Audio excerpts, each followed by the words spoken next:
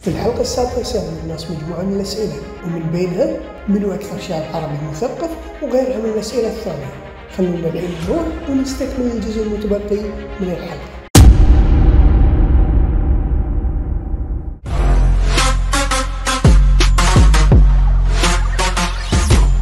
في البداية عرفنا باسمك. عمر السويلمي من السعودية. ومليون نعم فيك وبأهل السعودية جميعا. حبيبي عندنا هني أسماء لمجموعة دول عربية، نبيك تسحب 3 منهم وبعدها الأسئلة راح تنبني على 3 دول اللي أنت سحبتهم. أوكي تفضل. شوف أول اسم. أول السعودية. يا لا عاد سعوديين ورا بعض يخترق. حظي حلو حظي حلو. ومليون نعم فيهم. زين الثاني. المغرب السعودية وبعدها المغرب. حلو. عطنا الثالثة. عمان. السعودية والمغرب وعمان. أول دولة طلعت لك واللي هي السعودية، شنو أكثر شيء يعجبك بالسعودية؟ والله مجملا كل شيء، تبي من سياحة، تبي من آثار، حتى الشعب يعني. شعبك مو مدحا يعني إني سعودي، لا صحيح، هذا الواقع. كل شيء فيها حلو. الحمد لله كل شيء. زين شنو اللي تشوفه ميزها إذا واحد مثلا برا يبي لك السعودية، شو تقول له؟ حلو، التطور الحديث اللي حاصل حاليا من كل ناحية، من سياحة، من أي شيء يعني، في آثار، في شيء يعني جميل، ومقبلين على نيوم ما شاء الله يعني شيء جميل، وايا كان يعني من المدن ما شاء الله في شيء يميزها يعني. نروح حق الدولة الثانية اللي طلعت لك واللي هي المغرب، شنو ودك تقول عنها؟ والله المغرب جميلة يعني من ناحية صيد او ما صيد، مثلا رحلات وما رحلات، والاكل المغربي مميز جدا، عندهم الحريرة اتوقع عندهم جميلة جدا. لا مذاكر عدل. ايه هذه انا جربتها الحريرة جدا جميلة، طبعا قريبة من الشوربة الخليجية اللي احنا نسويها، لكن فيها اضافات خفيفة، لمسات، تاتش مغربي يعني. الشعب المغربي ايش رايك فيه؟ شعب حلو يعني على قولتهم، بزاف حلو. اخر دولة كانت عمان، شنو رايك فيها؟ جميلة جدا، والاجمل شعبها، شعب جدا طيب. لحظة، كل ما واحد يقول لي عن عمان يقول لي الشعب، ليش؟ هم ما نسمعهم يعني كثير، عرفت؟ طيبين بس طيبين جدا، عرفت اللي شعب هادي طيب حاله، بس انت خلاص. طبعا الشعب العماني ومليون نعم فيه. من بين ال3 دول اللي طلعت لك، لو خيروك تعيش سنة كاملة بواحدة منهم، أي دولة راح تختار؟ طبعا أنا سعودي. لو ما كنت سعودي؟ المغرب إيه. ليش اخترت المغرب بالذات؟ أنا أرجع وأقول لك، أنا على قولتهم بطيني. حلو. على كلام إخواننا الكويتيين بطيني، فالأكل عندهم جميل. عجبك أكلهم؟ إيه جدا جميل. منو أكثر شعب فيهم تحسه دمه خفيف؟ دمه خفيف شعب السعودي.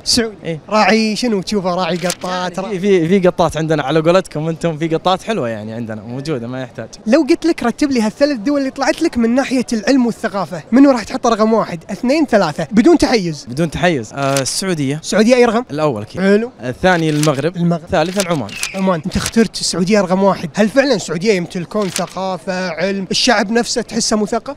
شوف للأمانة ليس مدحا وأطراء لنا أنا كسعودي يعني، لكن للأمانة عندنا جهابذة وفطاحلة بالعلم، يعني دكاترة على مستوى ما شاء الله، ومن ناحية حتى مهندسين، ومن ناحية أيا كان. وينافسون العلماء اللي برا؟ ينافسون وياخذون. الله كلام كبير، هذه ثقة. نعم. لو كنت الحين بسفرة وصارت لك مشكلة وفي 3 أشخاص كل واحدة من الدول اللي أنت طلعت لك، منو تتوقع اللي راح يفزع لك فيهم؟ شوف أنت ممكن تقول تحيز أو كذا، لكن هذا واقع صار. أي أحد يصير له مشكلة برا أو كذا، من خليجي من عربي، للأمانة نسمع فيه دايم يلجأ إلى السفارة السعودية. ليش؟ دائما في مواقف صارت. إن هل هي إن توقف مع الناس وتفزع معهم؟ توقف، وفي مواقف صارت، فمواقف مشرفة ونعتز فيها صراحة. يعطيهم العافية، ومو غريبة على أهل السعودية.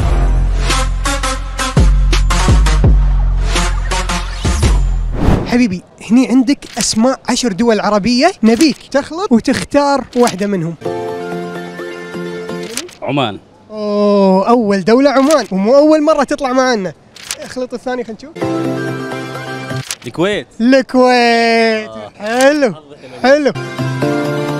العراق. حلو. عمان والكويت والعراق، راح تنبني اسئلتك كلها على هال3 دول. نبتدي مع اول دوله طلعت لك واللي هي عمان، شنو اكثر شيء يعجبك في عمان والشعب العماني؟ اول شيء شعبها جدا شعب انا محبوب، لانه بالنسبه لنا كاردنيين وكعرب جدا هاديين راقيين بالتعامل، طيبين جدا، بالاضافه لاخلاقهم ينضرب فيها المثل، فانا بحبهم صراحه. بالنسبه حق الدوله الثانيه اللي طلعت لك واللي هي الكويت، ايش رايك فيها بس بدون مجاملات؟ اكيد طبعا، انا الكويت بلدي الثانيه يعني، احنا بالاردن الكويت عندنا يعني محبه لهم خاصه للامانه. انا رحت كثير بلدان وجيت بلدان كثير، للامانه الكويت من اجمل البلدان اللي زرتها. هل ترتاح فيها؟ اكيد، لو مش مرتاح فيها من الان مش موجود فيها. الله يخليك وشرف لنا وتواجدك هنا. البلد الثالث اللي طلع لك واللي هو العراق، شنو اكثر شيء يعجبك فيه؟ العراق صراحه بحب شهامه اهل العراق، كرمهم طيبين، فهم صراحه شعب طيب، عشرناهم شوي في الاردن، فكان لي اصدقاء عراقيين، اكلهم طيب. الاكل. نعم اكلهم طيب بس دسم. لو خيروك تعيش سنه كامله بوحده منهم، اي دوله راح تختار؟ مو سنه، طول العمر اكيد الكويت بدون تفكير ولا تراجع. لحظه، ما مداني توني معطيك قاعد تقول على طول الكويت، هذه مجامله؟ لو في مجامله الجواب ما يطلع بسرعه، الجواب بدون تفكير، لا فكرت بالجواب بدون تفكير، هذا الجواب ما تفكير يعني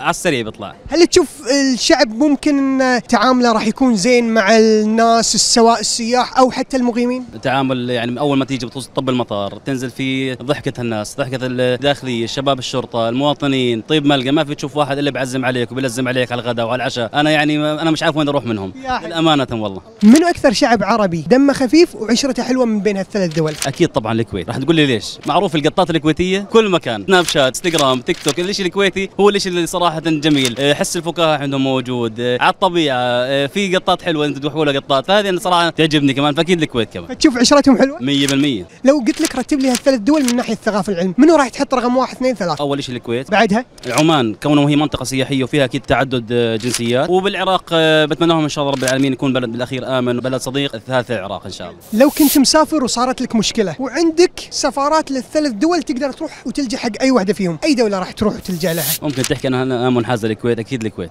اكيد الكويت. دائما تقول اكيد ليش؟ لان هذا الشيء انا عشته وجربته وشفته، يعني اذا من الشعب ممكن تلاقيه، كيف من الحكومه؟ الشعب يعني لا سمح الله ممكن تطلب اي واحد بالشارع يلبيك وفزعه واهل فزعه، واحنا صراحه بنشوف اهل الكويت جدا اهل فزعه وقدها والله.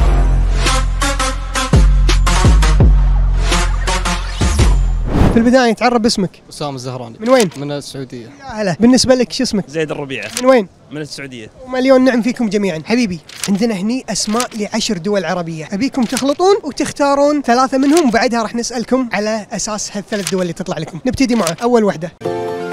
اليمن. حلو، اول دوله طلعت له اليمن. الثانيه عمان. حلو. مصر. اليمن وعمان ومصر، هذا بالنسبه حق اخونا اسامه. بالنسبه لك خلينا نشوف. اول واحد الجزائر. حلو. الثاني العراق. حلو. ثالث قطر. الجزائر والعراق وقطر، ومليون نعم فيهم جميعا. نبتدي مع اول دوله طلعت لك واللي هي اليمن، ايش رايك فيها؟ حلوة زينة كويسة. شنو اكثر شيء يعجبك مثلا باليمن؟ الطبيعة اللي فيها. ثاني دوله طلعت لك واللي هي مصر، شنو اكثر شيء يعجبك بمصر؟ روحهم الحلوة، شعبها يعني يمون معك على طول، والاكل حقهم بعد كويس. الثالثه واللي هي عمان، شنو اكثر شيء يعجبك بعمان والشعب العماني؟ طبيعة، اللي اكثر شيء اعرفه فيها طبيعة، اما شعبها صراحة ان شاء الله فيهم الخير، لكن ما كنت تعمقت فيها. نبتدي مع اول دوله طلعت لك واللي هي الجزائر، ايش رايك فيها؟ والله الجزائر اللي عرفت تضاريسها حلوة وشعبها طيب. ثاني دوله معاك واللي هي العراق، ايش رايك فيها وبشعبها؟ والله وسعين صدرها العراق، ما يحتاج ياخذون يعطون على طول، شعب يعني في بينهم ألفة بين بعض. شوفوا يتقبل السائح ولا تقبل الناس اللي جايينهم من دول ثانيه؟ اكيد ما في شك. اخر دوله طلعت لك واللي هي قطر، ايش رايك فيها وشنو الشيء اللي يعجبك فيها؟ قطر ما يحتاج اخواننا عاد، ما في شك يعني نظمت كاس العالم، فيها ما شاء الله يعني شواطئ حلوة، فيها منتزهات. شوف فيها تطور؟ اكيد ما فيها كلام. من بين هالثلاث دول اللي طلعت لك، لو خيروك تعيش سنه كامله بوحده من هالثلاث دول، لازم واحده منهم، اي واحده فيهم راح تختار؟ مصر. هنا. يعني في اسئله سالتك كنت تفكر فيها، هذه على طول عطيتها، ليش؟ تبي يعني يكون الشعب معك لطيف، ضحك وناسة، ما تقعد يعني طفشان بالعربي. شوف شعب مرح ما ينام، زي تقريبا زينا يعني. بالنسبه لك وبالنسبه للثلاث دول اللي طلعت لك، لو خيروك تعيش سنه كامله بواحده من هالثلاث دول، اي دوله راح تختار؟ والله قطر ما يحتاج. ليش؟ قطر طال عمرك بيئتها مشابهه لبيئه السعوديه صراحه، والخليج عموما بشكل عام، فيعني ما راح تعدى قطر. منو اكثر شعب عربي دمه خفيف وعشرته حلوه من بين الثلاث دول اللي طلعت لك؟ مصر. هنا. هذه مو اول مره تختار مصر، ليش؟ معروفين بالكوميديا والافلام الكوميديه والمسرح، ومره فرفوشين. تشوف هل فعلا الشعب المصري دمه خفيف ولا هذه مجامله من الناس؟ لا، دمه خفيف جدا ونيس، والاثبات موجود في المسرحيات وطبيعه حياتهم. بالنسبه لك من بين هالثلاث دول منو اكثر دوله شعبها دمه خفيف وعشرته حلوه؟ والله قطر. لو كنت مسافر وصارت لك مشكله بالدوله اللي انت فيها وقدامك 3 اشخاص من هالثلاث دول اللي طلعت لك، عمان واليمن ومصر، راح تلجأ حق منو فيهم؟ توقعاتي عمان. اي نعم. حلو، هالمره اخترت عمان، ليش عمان بالذات؟ حسيت انهم قريبين منا، يعني من ناحيه يعني انسند فيهم وكذا، وخليج وكذا. شوف راح يفزع معك. نعم. بالنسبه حق الثلاث دول اللي طلعت لك، لو كنت مسافر وصارت لك مشكله راح تلجأ حق اي واحد من هالثلاثه؟ والله ما في قصور في الجميع، لكن انا بلجأ لقطر. اي نعم. ليش؟ قطر يعني مشابه، يعني اطباعنا واطباعهم واحده، انا اشوف يعني ان فيهم الشهامه، وفيهم زي ما قلنا قبل في السؤال اللي قبل. تشوف شعب فزعه، شعب يوقف معاك. اكيد في حوادث حصلت من قبل، يعني انا خبر يعني ما قطر ما قصروا معي. مليون نعم فيهم. اي والله ونعم. وبكذا نكون وصلنا لنهايه حلقه اليوم، اتمنى حلقه اليوم تكون نالت على اعجابكم، ولا تنسون تدعمونا بضغط زر اللايك ونشر الفيديوهات، وباذن الله القادم اجمل.